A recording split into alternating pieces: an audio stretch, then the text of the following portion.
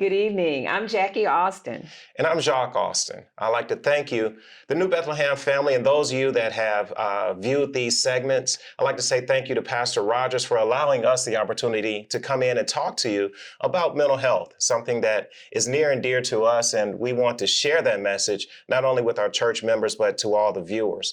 We've got several responses from people who have watched some of these segments, and I hope it generally spreads, but I hope it does help a lot of people get the opportunity to view it.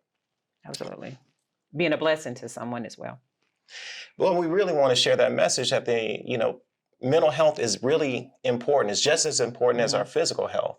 And being able to have conversations like this helps to reduce the stigma that people sometimes have about seeking mental health services. Absolutely. In our previous segment, we talked about anxiety and ways of identifying and addressing it, also ways to help cope with anxiety. Tonight, we're going to be talking about grief. So, Jacques, let's jump right into it. How would you define grief? Grief is defined as those emotions that we feel when we lose someone. Not just someone, but it could be something that was near and dear to us. It could be a lifestyle, such as when a person may retire, they no longer go to work and are in that environment anymore. It could be moving to a different location, but something that you felt attached to, you no longer have it, and you have some negative emotion behind it. We a lot of times think of grief, we think about the loss of a loved one.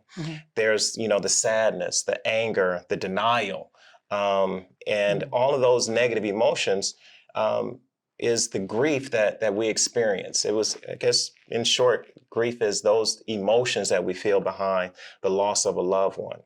And, I often think about grief being how we grieve, being sort of a learned behavior. Some things that we experience in childhood and throughout our life teaches us how to respond in certain situations. Let me ask, what do you recall as a child, or what was your first lesson on grief? As you define grief, what comes to my mind is a loss. My biological mother, passed away when I was 4 months. And just in interacting with my siblings, family members, it is obvious that they are still, they're siblings that still mourn and deal with the grief or the loss of our mom. But one of the things that, we talk about the good things and memories that they have of her, but not necessarily the grief that is sometimes obvious that they may have in experiencing having lost her. And of course, I don't recall any memory of her because I was just a baby. So all of what I know is what I've witnessed and kind of seen as far as the interaction of my siblings and other family members as well, as they've, felt this absence, this person that they love so dearly to be gone, and still grieve for her. And it's been over 50 years. That's huge. And I think it's, very important to recognize how we interact with our family members, how we share what we're going through. And I think a lot of times some adults, because I was in that situation where a loved one had passed, and I was a child at that time, but not much information was shared from the adults about how they're feeling, or even asked about how I was feeling. As a child, I guess it's kind of expected, well, you'll sit there in the back of the church, you don't go up and view the body, or when adults are sitting in the room and they're doing their thing or whatever, the kids are expected to go into another room and kind of stay there. But no one ever came and said, well, of course they said, this particular loved one had passed, but there wasn't that question of, how do you feel about this? What are your thoughts about what we're experiencing? Or even, family, I think it's important for family members to share in that moment what they're experiencing. And when you have a child, I look at the fact that, we have 2 daughters, and having experienced a loss, it's okay for them to see you cry and to understand, well, why are you crying, or why are you sad or withdrawn? To share those emotions with that child so that they can better identify with how they're feeling. it's important, but it's hard. You remember when my dad died and I didn't want the girls to see me cry? Well, yeah, I do And remember that. because I felt that, you know, crying in front of them was, sort of a weakness. And I thank you for you allowing me to be able to shed tears, to cry, and be understanding, and not think less of me because I'm sharing that emotion with you. Because I think a Mhm. lot of times some men may fear that if I'm crying in front of her, she's going to think I'm weak. But you understood the magnitude of the moment. Right. And so what I would do is, and I may have shared this with you, I go in the shower and I cry. Mhm. I didn't want to allow the girls to see that, but as they got older and began to understand that it's important to be able to share that emotion and have that conversation. I think so much behind how we've learned to deal with emotional issues is to just kind of stuff it, Right. not talk about it, and just kind of work through it. We live in a society where we're kind of taught that, grief is something you get over. You know, Mhm. I've done several group work with grief and individual treatment with grief, and could hear some really terrible stories where people would respond to someone who has lost a child and say to them, well, you got another child, Mm. you know, or, well, just get over it. You'll be okay, Mhm. and it's, sometimes I think people not knowing what to say, trying to find something to say, trying Mhm. to run away from their own discomfort about it, feeling that I need to help you through your grief. And we'll talk about him in a second, but Alan Wolsfeld is an expert on grief work. Mhm. And one of the things he talks about is it's important to learn to be a companion to someone who is grieving, to walk that journey Mhm. with them, not to try to push them over or to help them to get over. Grief is not something you get over, it's something that you got to go through. And wouldn't you also say that I'm going to go through it different than you? Oh, I yeah. mean, based off my personality and how I accept a loss, Mhm. I may completely grieve differently than you. And sometimes society tries to tell us how we're supposed to grieve, and Mhm. our family may, as you said, you have another child. Mhm. It's not that easy. It for some people, it may be for someone else, but Mhm. everybody grieves differently. That kind of leads into something I wanted to talk about, which was those 4 key facts about grief. And one Mhm. is the way out of grief is through it. I talked about that. It's not something you get over, it's something that you go through. Mhm. And it's sort of a natural of us to want to avoid pain. And that Mhm. is, just kind of shake it off. I'm not going to deal with this. I'm going to, find something else, but you're just stuffing it. And eventually it comes out. And I talk about filling a water with a balloon, filling a balloon Balloon with with water. water. Filling a balloon with water where Mhm. you're just putting those emotions inside there, and eventually it does just kind of explode, and sometimes at the wrong place or at the wrong time. Mhm. But being able to work through it, Mhm. and that means recognizing what you feel in that moment. Yeah, it does hurt. You Mhm. lost a loved one. You lost something that was very important to you. And to recognize that, yes, it will hurt. It helps you to work through it. But something that you had mentioned was the very worst kind of grief is yours. And just saying that we're not going to all grieve the same. Right. Expecting someone to grieve the way you do, Mhm. that's not right. Because think about it. You'll have one person, let's say it's one person, a matriarch of the family that passes. So she's a grandmother. Mhm. So someone lost a grandmother, someone lost a mom, someone lost a sister, someone lost a coworker, Mhm. someone lost their wife. So everyone, all of those relationships are different. Right. And so everyone is going to grieve differently. So really based on where it says no grief work, I'm sorry, grief work is hard work. It is, but none is worse than your own. And being able to recognize what someone else may be going through and to try to, say, well, I feel this way, you should feel this way. Mhm. There's It, no blanket, no, just blanket feeling that you should have with grief. no. Absolutely not. No. Another key fact is effective grief work is not done alone. Mhm. It's not done alone. it's important to have a community. It's important to have that support system of people that you can talk and share what you're experiencing, what you're going through.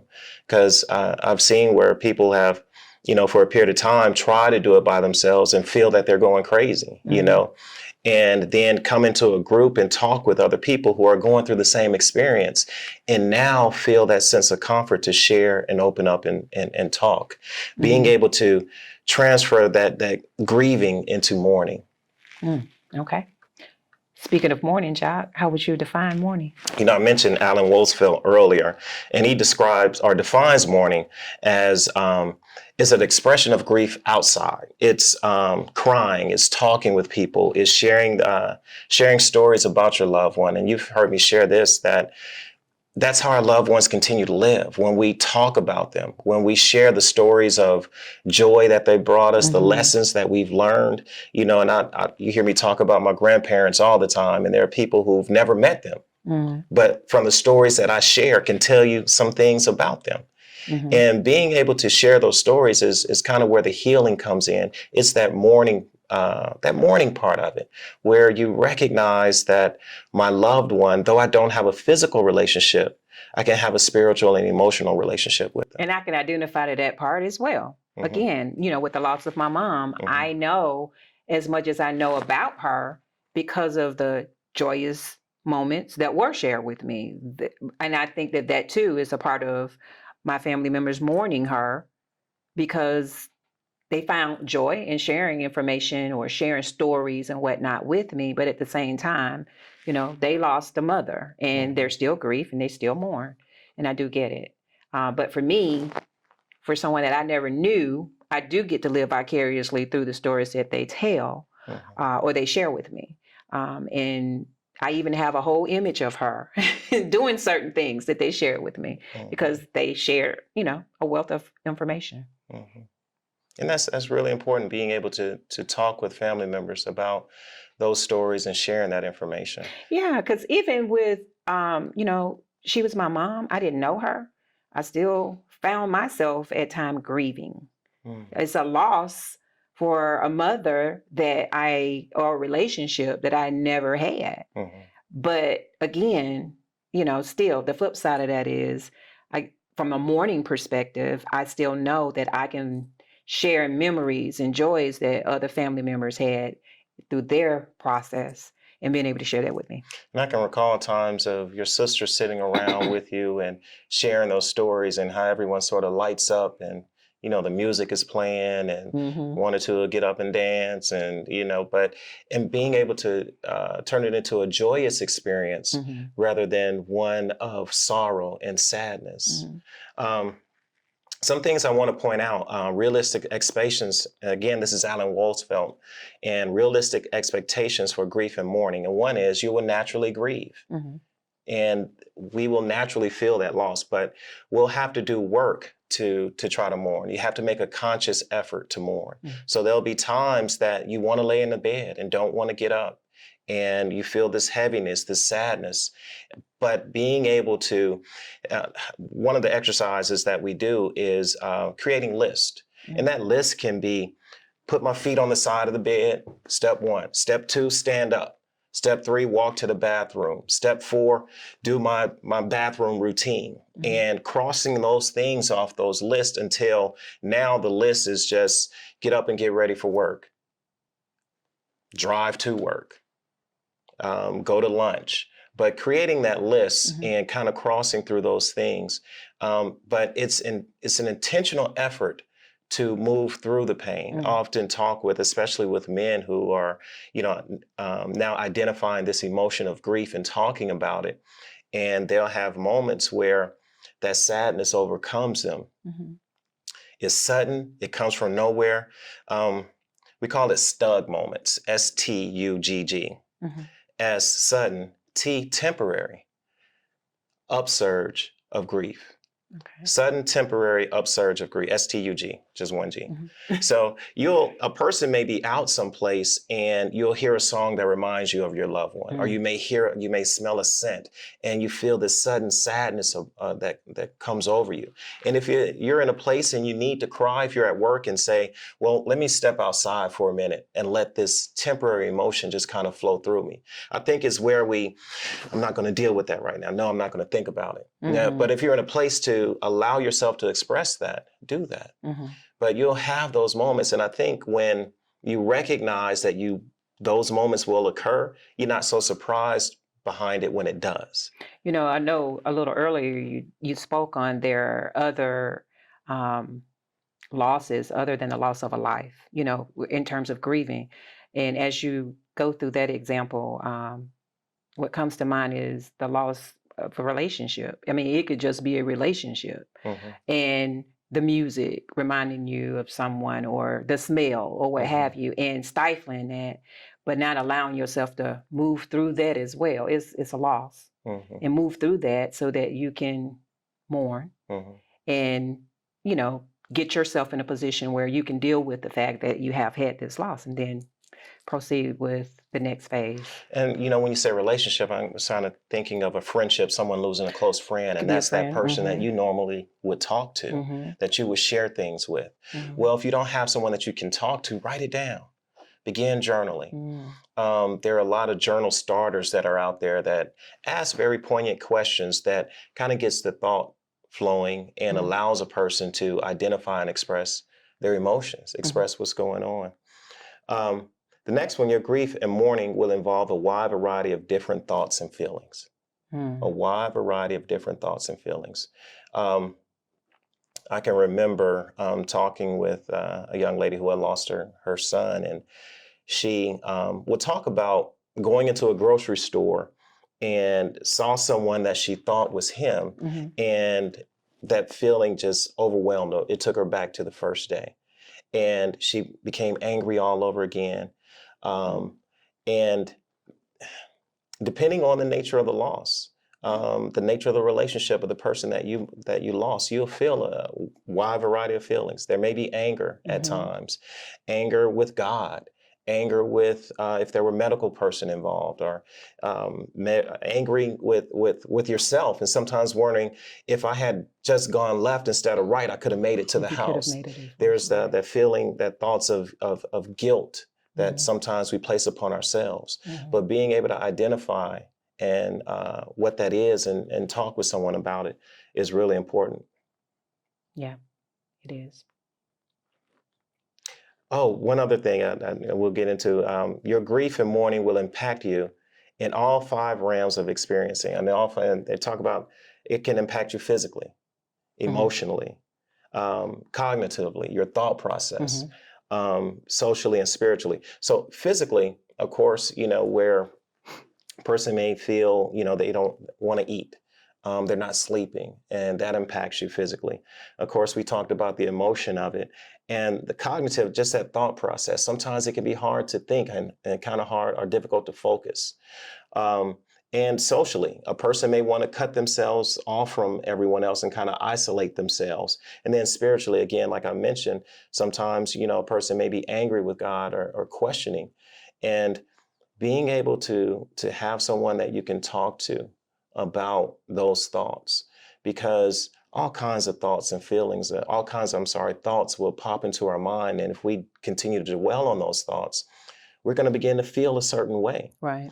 But if we recognize, okay, that's not a healthy thought, I shouldn't focus on that, I have something else that I could do, Mhm. maybe to take my mind off of it, or write it down for a bit.